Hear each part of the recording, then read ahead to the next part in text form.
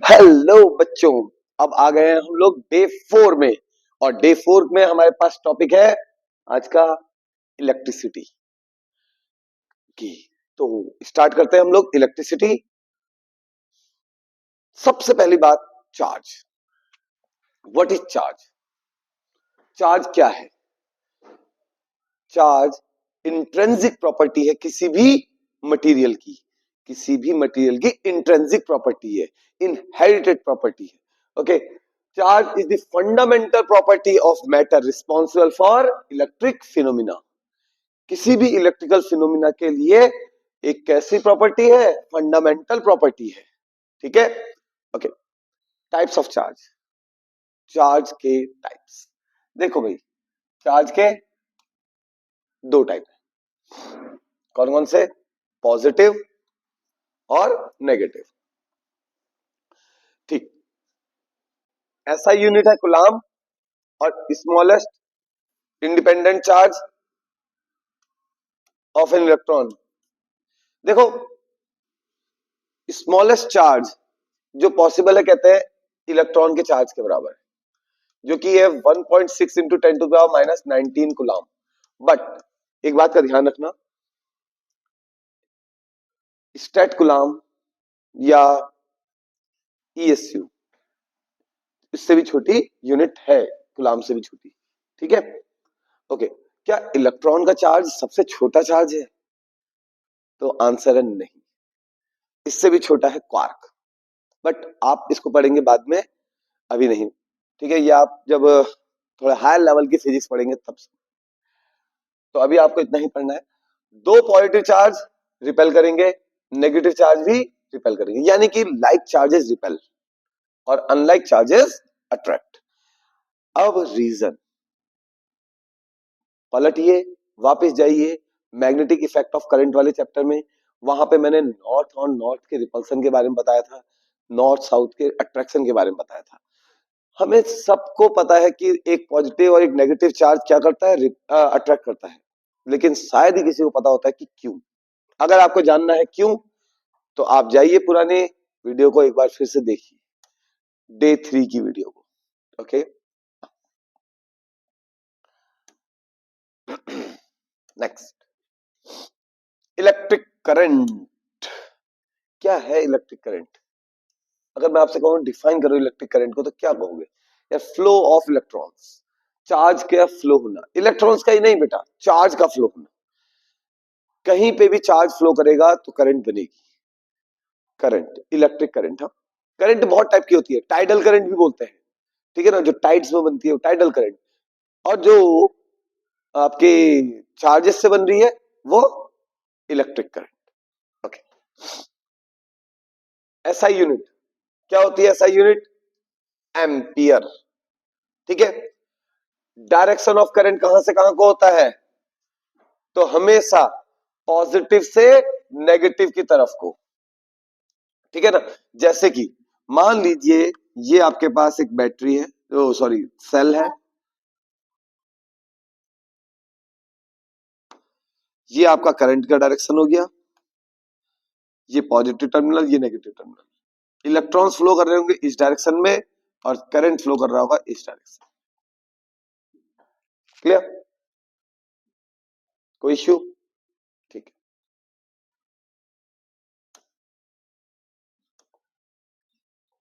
Question आ जाता है एक बहुत सिंपल सा। देखिए, क्वेश्चन करने से पहले एक फॉर्मूला देख लेते हैं। आई यानी कि current equals to Q upon T, charge upon time. Charge होता है कुलाम, टाइम होता है सेकंड। तो कुलाम पर second is also known as ampere. तो आई करंट की यूनिट हो गई एम्पियर। अब फॉर्मूला आपके पास ये है बेटा, तो करेंगे कैसे?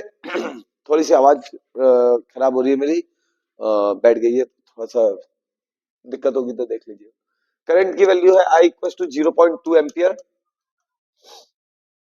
और टाइम है आपका 10 आवर्स इंटू 3600 सेकेंड। आपको बताना है Q equal to I into टी, 0.2 इंटू 36 1 2 3 7200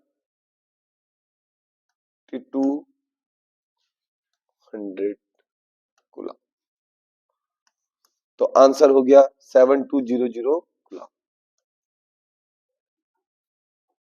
ठीक है, क्लियर है? जिसको देखना है एक बार देख लीजिए।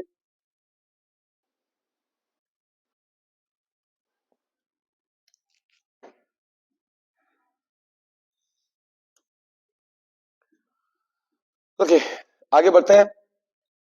Potential difference and electric potential. सबसे पहली बात करेंगे हम इलेक्ट्रिक पोटेंशियल की, कि इलेक्ट्रिक पोटेंशियल है क्या। देखिए, इलेक्ट्रिक पोटेंशियल मतलब the work done in moving a charge. देखिए, इलेक्ट्रिक पोटेंशियल होता है किसी पॉइंट का, किसी पॉइंट का होता है इलेक्ट्रिक पोटेंशियल, यानी कि किसी पॉइंट पर इंफिनिटी से एक यूनिट चार्ज को लाने में किया गया वर्क डन। क्या कहा मैंने? किसी पॉइंट पे इंफिनिटी से, किसी पॉइंट पे इंफिनिटी से कहां लाना है, उस पॉइंट पे लाने में किया गया वर्क डन कहलाता है, work done per unit charge कहलाता है वो potential. Electric potential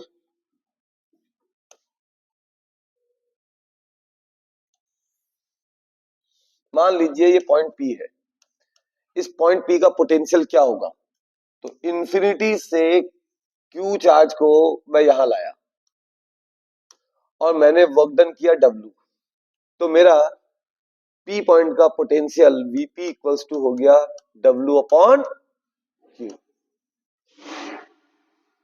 work done per unit charge.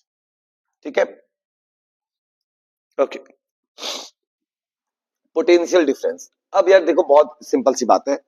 मान लीजिए एक पॉइंट पी था, एक पॉइंट क्यू था। अब दोनों ही पॉइंट के अपने अपने पोटेंशियल रहे होंगे। इसका पोटेंशियल कहलाएगा वीपी, इसका पोटेंशियल कहलाएगा वीक्यू। इन्फिनिटी से यहां लाने में जो वर्क डन किया गया होगा और यहां लाने में जो वर्क डन किया होगा, दोनों के अपने अपने पोटेंशियल आ गए। पोटेंशियल डिफरेंस क्या कहलाएगा? Delta V equal to VP minus V. ठीक है, ओके। नाउ पोटेंशियल डिफरेंस को मेजर कौन करता है? पोटेंशियल डिफरेंस को मेजर करता है वोल्ट मीटर। ठीक है, वोल्ट मीटर। और करंट को मेजर करता है एमीटर, एमीटर, एमीटर मेजर करता है करंट को। Is it clear? Any doubt? Very good. Now circuit diagram, और उसमें कुछ सर्किट डायग्राम में यूज होने वाले आपके सिंबल्स। ठीक है ना? ओके, देखिए जो जो आपने इंपॉर्टेंटली पढ़ने हैं उनकी बात करते हैं।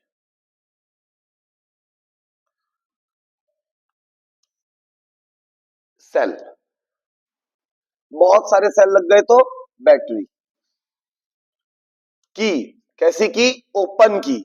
ओपन की का मतलब करंट फ्लो नहीं होगा। क्लोज की, यस करंट फ्लो होगा। अब वायर जॉइंट, एक वायर ऐसे आ रहा है, एक वायर आके जुड़ गया, ये हो गया आपका वायर जॉइंट। ठीक है, वायर क्रॉसिंग विदाउट जॉइंट। अब इसी वायर को अगर मैं चाहता हूं कि वो इस पे, इस वायर पे ज्वाइंट ना हो, ऐसे करके इसके ऊपर से हटा दें, तो ये हो गया wire crossing without joint. Next, electric bulb, electric bulb,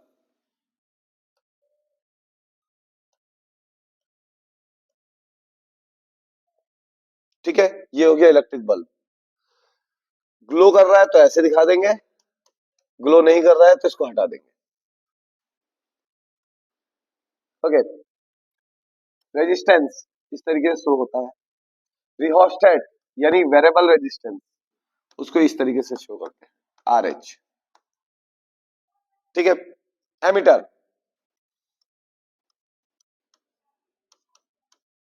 volt meter,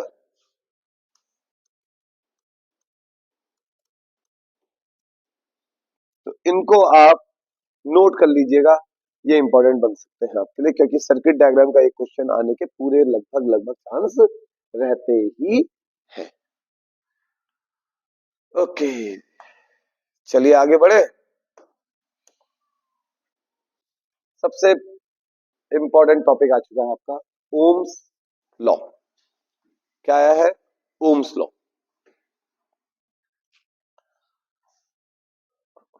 क्या कहता है ओम्स लॉ? ओम्स लॉ कहता है भाई, टेम्परेचर अगर कांस्टेंट है, टेम्परेचर अगर कांस्टेंट है तो V directly proportional to I। V equals to, देखिए एक्चुअल में ना, एक बात बताइए, करंट तो तब फ्लो होगा जब पोटेंशियल डिफरेंस होगा। पोटेंशियल डिफरेंस जितना ज्यादा होगा, करंट उतना ही ज्यादा होगा। तो हम ये कह सकते हैं कि I directly proportional to V as well as V directly proportional to I। तो V इक्वल्स टू RI। ये हो गया आपका ओम्स लॉ। एक बात हमेशा याद रखनी है, टेम्परेचर बीइंग कांस्टेंट, टेम्परेचर को बेटा कांस्टेंट रखना है, टेम्परेचर बदलना नहीं चाहिए। ओके, तो the current flowing through a conductor is directly proportional to the potential difference across it and provided the temperature remains constant V equals to IR। ठीक है। एक हमने सेटअप बनाया जिसमें हमने एक हमने ले लिया है बैटरी, एमीटर ले लिया करंट मेजर करने के लिए, और रेजिस्टेंस के अक्रॉस लगा दिया है वोल्ट मीटर ताकि हम वोल्टेज मेजर कर सके। ठीक, यहां पे हो गई है की, और यह है वेरिएबल रेजिस्टेंस। तो इस एक्सपेरिमेंटल सेटअप में इन्होंने क्या करा, V वर्सेस I का ग्राफ बनाया। यहां से एक फिक्स्ड वोल्टेज लगी हुई थी, आपने बार बार रेजिस्टेंस की वैल्यू यहां से, रिहोस्टेट की वैल्यू यहां से चेंज करी। जब आपने यहां से रिहोस्टेट की वैल्यू चेंज करी, तो रिहोस्टेट की वैल्यू बाहर चेंज होने से क्या होगा, यहां करंट की वैल्यू चेंज होने लगेगी। अलग अलग करंट की वैल्यू पे अलग अलग वोल्टेज दी, अलग अलग वोल्टेज दी, तो हमें जो प्लॉट मिला वो मिला स्ट्रेट लाइन, कुछ इस तरीके से। अब जब हमें स्ट्रेट लाइन मिला, तो बच्चों मैंने देखा, मैंने यहां पे एक पॉइंट लिया था, यहां पे एक पॉइंट लिया था, यहां पे एक पॉइंट लिया था, यहां पे एक पॉइंट ले लिया था। ऐसे मान लिया इस पर्टिकुलर करंट पे वोल्टेज थी ये, और इस पर्टिकुलर पे थी ये, तो ये हो गया आपका डेल्टा V, और ये हो गया डेल्टा, ठीक है, डेल्टा V यानी चेंज इन वोल्टेज, और ये हो गया चेंज इन I। तो बेटा ये एंगल हो गया थीटा, मान लो ये भी थीटा है। ठीक, तो tan theta equals to delta V upon delta I। Tan theta delta V upon delta I, tan theta को हम बोलते हैं slope. Slope, slope equals to delta V upon delta I यानी कि R। ठीक है, R, ध्यान देना, स्लोप इक्वल्स टू R। अब यहां से एक क्वेश्चन बहुत बार आया है, वो क्या क्वेश्चन आया है, मैंने आपसे कहा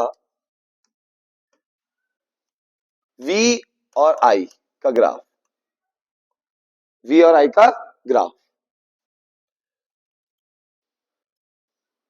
एक R1 है एक R2 है, तो इनमें से कौन सी स्टेटमेंट सही है, R1 equals to R2, R1 less than R2, R1 greater than R2, और कैन नॉट से एनीथिंग। जिसका स्लोप ज्यादा, एंगल ज्यादा, उसका रेजिस्टेंस ज्यादा। R1 ग्रेटर देन R2, ठीक है ना, क्योंकि θ1 greater than θ2, slope 1 greater than slope 2। ऐसा सन रीजन में भी आ सकता है क्वेश्चन, ये क्वेश्चन एमसीक्यूज में भी आ सकता है, ये रीजन है, ठीक है। अच्छा, यहाँ पे किसी को कुछ देखना है तो देख लीजिए, स्क्रीनशॉट वगैरह लेना है ले लीजिए। ओके, नाउ अब देखिए, स्लोप चेंज करना हो या एक ऐसा भी कर सकते हैं, यहां वी रख दिया, यहां आई रख दिया, कौन बड़ा है? अब R2 बड़ा है, ग्रेटर देन R1, क्योंकि पलट गया है स्लोप, ठीक है ना। अब स्लोप होगा यहां से ऐसे, ये θ2 होगा बड़ा वाला, ये θ1 होगा। अब दिख रहा है θ2 बड़ा है θ1 से, तो R2 बड़ा है R1 से। ये इंपॉर्टेंट है, बहुत इंपॉर्टेंट है, प्लीज इसको याद रखना। बुक्स में नहीं दिया है, कॉपी में नहीं दिया होगा, हो सकता है, या कराया हो अलग बात है, नहीं कराया है तो प्लीज इसको देखिएगा, बहुत ज्यादा इंपॉर्टेंट है, बहुत ज्यादा, ठीक है। ओके, ना अब बात एक और आती है, देखिए V और I, ठीक है, एक काम कीजिए, यहां V रख लीजिए, यहां I रख लीजिए, V और I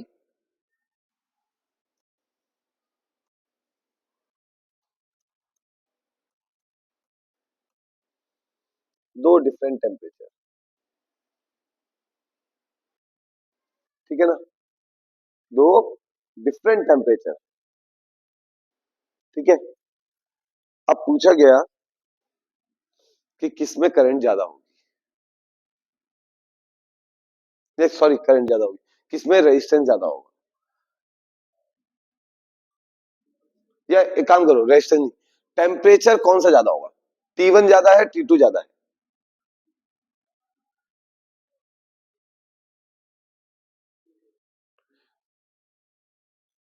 रेजिस्टेंस किसका ज्यादा है?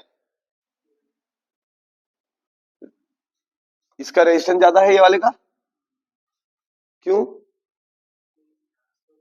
अरे चलो ठीक है, मान लेते हैं, हाँ स्लोप की बात कर लेते हैं, अगर स्लोप की बात कर लेते हैं तो ठीक है, ये रेजिस्टेंस ज्यादा हो गया, ठीक है, ठीक है। अच्छा, रेजिस्टेंस का टेम्परेचर के साथ क्या रिलेशन होता है? टेम्परेचर बढ़ेगा तो रेजिस्टेंस बढ़ेगा, टेम्परेचर और रेजिस्टेंस का डायरेक्टली प्रोपोर्शनल रिलेशन है, ठीक है ना।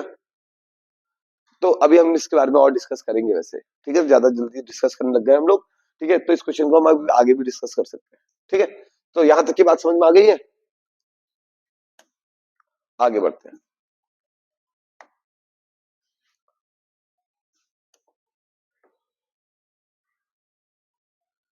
रेजिस्टेंस क्या होता है? Resistance, what is resistance?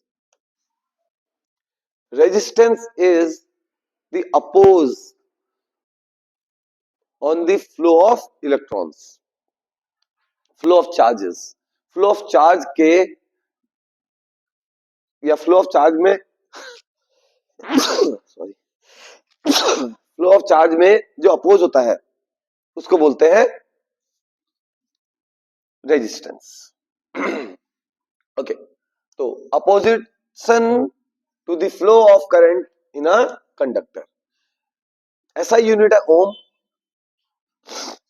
ठीक है। और ये है फैक्टर्स। अब जरा फैक्टर्स को समझने की कोशिश करते हैं। मेरे पास ये कंडक्टर है, इसके अंदर ये इलेक्ट्रॉन्स भाग रहे हैं बड़ी तेजी से, कब भागेंगे ये? हमेशा भागेंगे या किसी पर्टिकुलर केस में ही भागेंगे? बोलो भाई, जब पोटेंशियल डिफरेंस लगाएंगे तभी भागेंगे, या वैसे भी भागेंगे? वैसे भी भागेंगे, ठीक है ना, ये भागेंगे। ये नॉर्मल रूम टेम्परेचर पे, मैंने अगर कोई मेटलिक बॉडी, मान लो ये मेटलिक बॉडी है, अब मान लेते हैं इसको, अगर ये मेटलिक बॉडी होती, इसके अंदर फ्री इलेक्ट्रॉन्स होते और वो भी मूव कर रहे होते, लेकिन उनका कोई फिक्स डायरेक्शन नहीं होता, कोई हर अलग अलग डायरेक्शन में मूव कर रहे होते, रैंडम डायरेक्शन में मूव करने की वजह से क्या होता है, नेट इफेक्ट उनका कैंसिल आउट हो जाता, लेकिन जैसे ही मैं इसके अबाउट पोटेंशियल डिफरेंस लगाऊंगा, एक तरफ पॉजिटिव एक तरफ नेगेटिव, सारे इलेक्ट्रॉन इधर की तरफ को ड्रिफ्ट होने शुरू हो जाएंगे, इधर की तरफ को ड्रिफ्ट होंगे। ये जब ये पॉजिटिव की तरफ को ड्रिफ्ट होने लगेंगे या मूव करने लगेंगे सारे के सारे, तो इन सब का इफेक्ट एक ही डायरेक्शन में हो जाएगा, ठीक है ना। जब आपने पोटेंशियल डिफरेंस नहीं लगाया था तब ऐसे थे, एक इधर था, एक इधर था, एक इधर था, एक इधर था, ऐसे ऐसे ऐसे ऐसे, तो इन सब का इफेक्ट जीरो हो जा रहा था। लेकिन जैसे ही पोटेंशियल डिफरेंस लगा दिया तो ये इस तरीके से एक ही डायरेक्शन में आ गए, ठीक। अब बताइए, अगर ये इसकी लेंथ है, ये लेंथ है, ये इसका क्रॉस सेक्शनल एरिया है, तो ये किस तरीके से डिपेंड करेगा?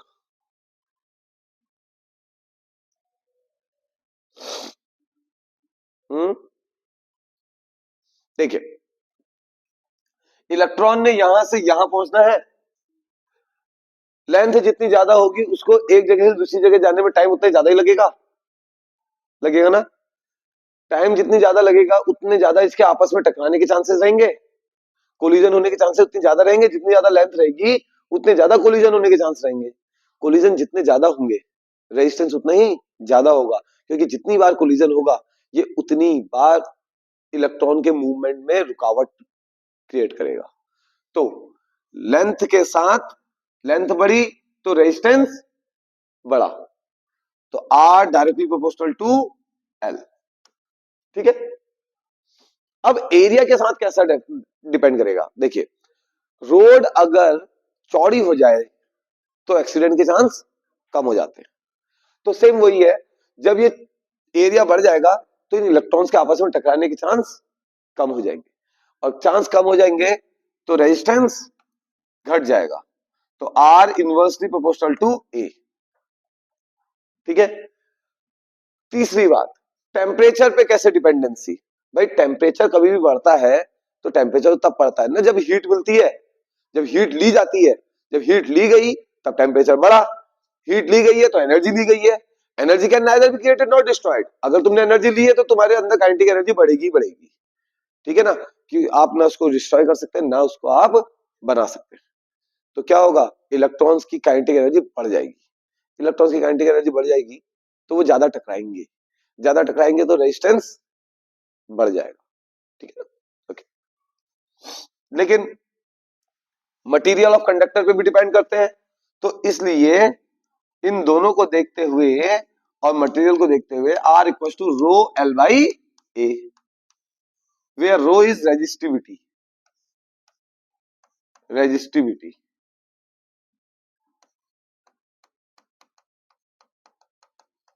भाई एक बात तो क्लियर कर लो, रेजिस्टिविटी ना आपके लेंथ पे डिपेंड करती है ना एरिया पे डिपेंड करती है, रेजिस्टिविटी एक तरीके से स्पेसिफिक रेजिस्टेंस है, ठीक है ना, वो टेम्परेचर पे डिपेंड करती है। रेजिस्टिविटी सिर्फ टेम्परेचर पे डिपेंड करती है, लेंथ और एरिया पे डिपेंड नहीं करती, अपने दिमाग में बना लो। रेजिस्टेंस डिपेंड करता है, रेजिस्टिविटी डिपेंड नहीं। क्लियर हो गया? चलिए, रियोस्टेट। रियोस्टेट होता है बेटा, आपको पहले बताया मैंने, वेरिएबल रेजिस्टर होता है, इसका काम होता है सर्किट में रेजिस्टर करंट को चेंज करना, या एक तरीके से कहो कि वेरिएबल करंट अगर हमें चाहिए बार बार चेंज कराना है करंट की वैल्यू को, तो आप रेजिस्टेंस की जगह पे रियोस्टेट को यूज करें। रियोस्टेट में जैसे ये आपका रेजिस्टेंस है, तो इसमें हम एक एरो लगा ऐसे कर देते हैं, क्यों? क्योंकि जैसे जैसे हम इसको मूव कराएंगे रेजिस्टेंस की वैल्यू चेंज होगी, यहाँ को रखेंगे तो कम होगी, यहाँ को ले जाएंगे तो बढ़ जाएगी, ठीक है ना, ओके।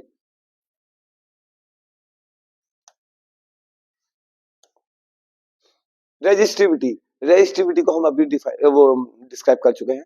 रेजिस्टिविटी एरिया पे लेंथ पे डिपेंड नहीं करती है, टेम्परेचर पे डिपेंड करती है, और मटेरियल के मीडियम पे डिपेंड करती है, मटेरियल कौन सा है इस पे डिपेंड करती है, ठीक है। नाउ एप्लीकेशन ऑफ अलॉय, देखिए अलॉय डिफरेंट मेटल्स को मिला के या मेटल्स नॉन मेटल्स को मिला के बनते हैं प्रॉपर्टीज को इनहेंस करने के लिए। जनरली जो हम यूज करते हैं निक्रोम, टंगस्टन, इनको यूज करते हैं। ठीक है ना। अब देखिए यहाँ पे हम निक्रोम का कहाँ कहाँ यूज कर रहे हैं, हीटर में यूज कर रहे हैं, टोस्टर में यूज कर रहे हैं, ठीक है ना।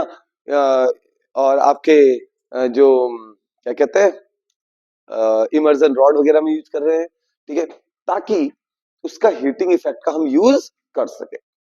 ओके, तो फ्यूज में भी यूज करते हैं, ठीक है। फ्यूज में हम ऐसा कोई वायर यूज करते हैं जिसकी रेजिस्टिविटी कम हो, या सॉरी जिसकी रेजिस्टिविटी ज्यादा हो, रेजिस्टिविटी कम नहीं, रेजिस्टिविटी ज्यादा हो, ताकि हीटिंग जल्दी से हो और जल्दी से थोड़ा सा भी करंट की वैल्यू बढ़े तो वो फ्यूज हो जाए, मतलब मेल्ट हो जाए, ताकि सर्किट हमारा ब्रेक हो जाए।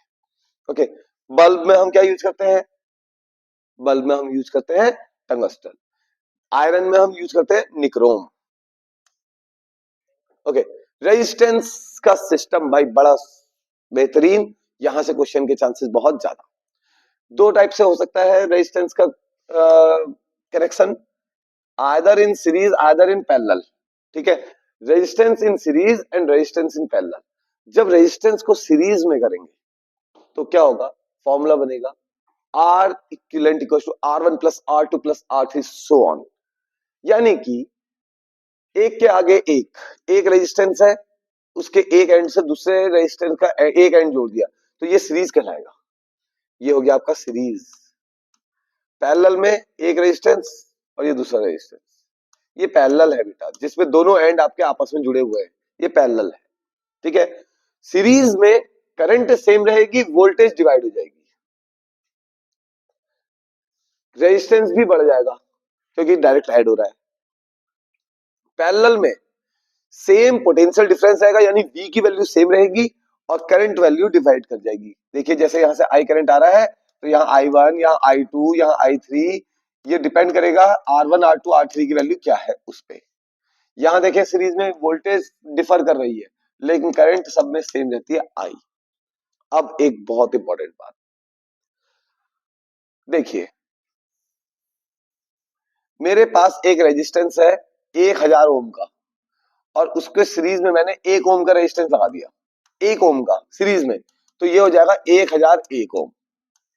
लेकिन एक 1000 ओम का रेजिस्टेंस है, उसके पैरेलल में मैंने 1 ओम का रेजिस्टेंस लगा दिया, 1 ओम का, तो बेटा इसका ओवरऑल रेजिस्टेंस 1 से भी कम हो जाएगा, 1 से भी कम हो जाएगा। 1000 को तो भूल ही जाओ, 1 से भी कम हो जाएगा। यानी कि पैरेलल में रेजिस्टेंस कम हो जाता है और सीरीज में रेजिस्टेंस बढ़ जाता है। बेटा इस बात का ध्यान रखना, और इंपॉर्टेंट है, यहां से एक न्यूमेरिकल आ सकता है, न्यूमेरिकल करिएगा यहां पर से, ये हम बात कर चुके हैं पहले ही, ठीक है। Now heating effect of electric current, heating effect of electric current, तो हम्म, हाँ बोलो क्या है क्वेश्चन, बोलो।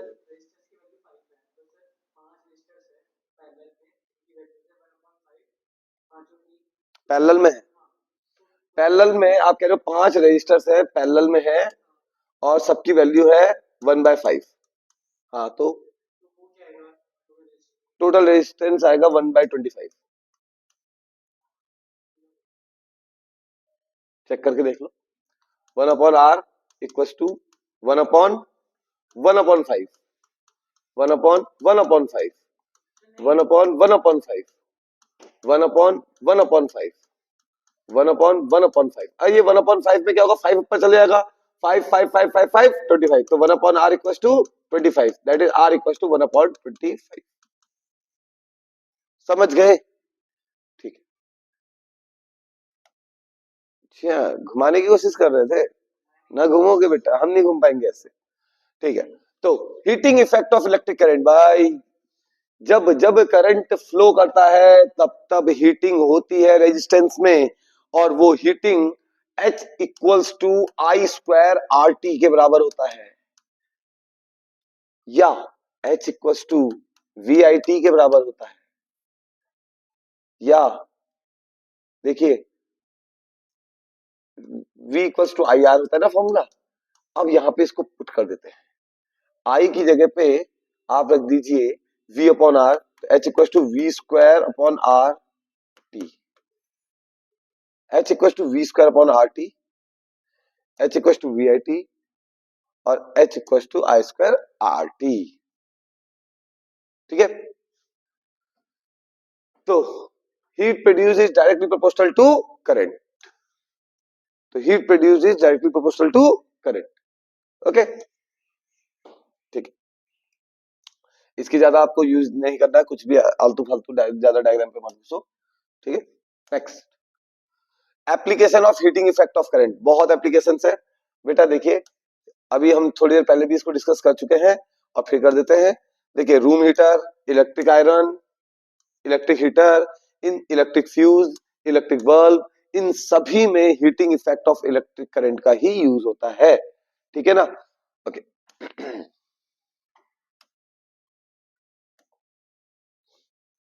के इलेक्ट्रिक पावर, भाई देखो आज के बाद ना कभी भी पावर की बात आए तो एक बात ध्यान रखना, पहली चीज तो एक बात ध्यान रख लो कि कभी भी वर्क डन वगैरह की बात आती है तो वर्क डन बराबर एनर्जी के बराबर होता है, ये ध्यान रखना।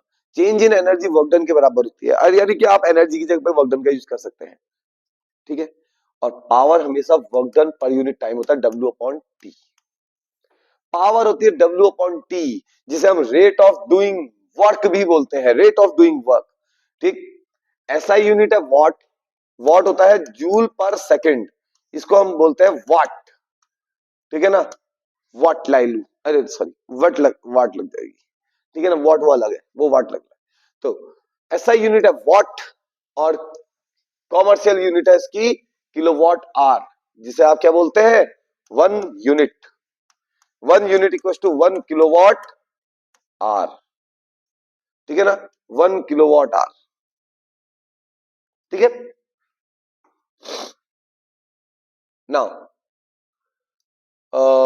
1 किलोवाट आर यानी कि 1000 वॉट इंटू 1 आवर, यानी कि 1 आवर में होगा आपके 3600 सेकेंड, 3600 सेकेंड। ठीक है ना, तो मल्टीप्लाई करेंगे इंटू 10⁶ जूल, ये होता है 1 यूनिट की वैल्यू। 1 यूनिट की value 3.6 into 10⁶ joule. Okay, why electrical appliances are not connected in series.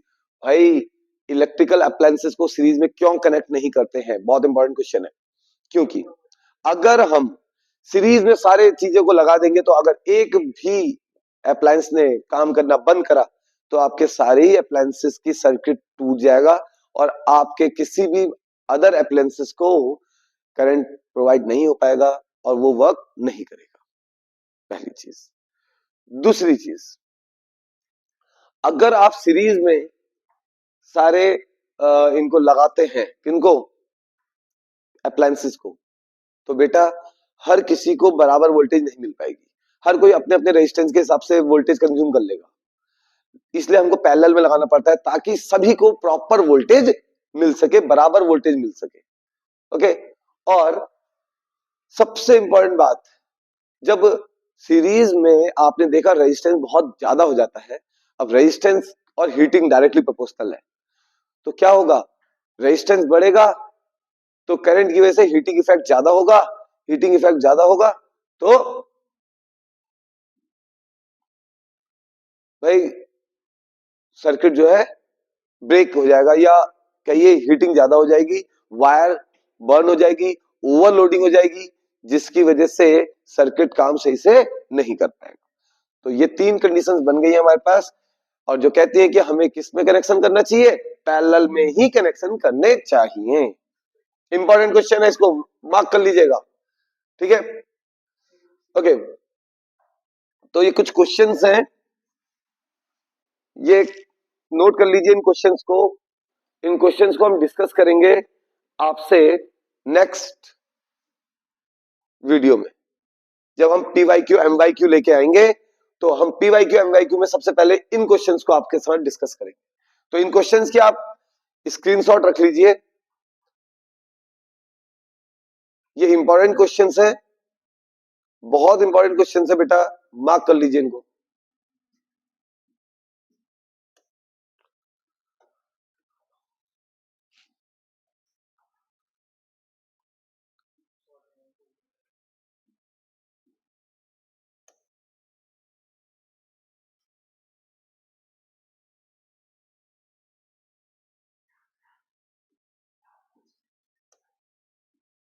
Okay, तो होप कि आपको ये वीडियो बहुत पसंद आई होगी। अगर पसंद आई है तो प्लीज इसे लाइक सब्सक्राइब जरूर करिएगा।